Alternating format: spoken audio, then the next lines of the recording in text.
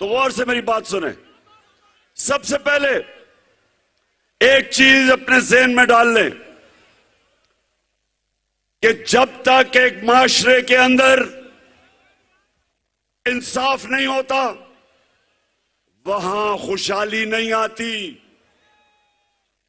ये ज़हनों में डाल लो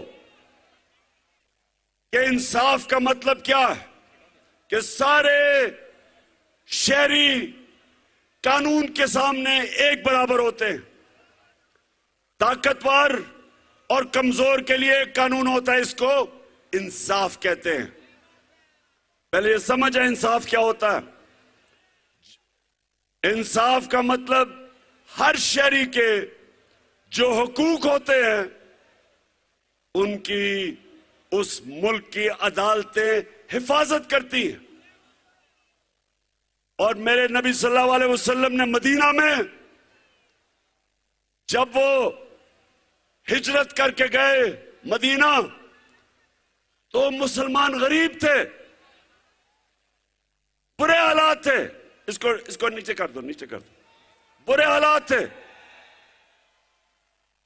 लेकिन मेरे नबी सल्लल्लाहु अलैहि वसल्लम ने सबसे पहले अदल और इंसाफ कायम किया।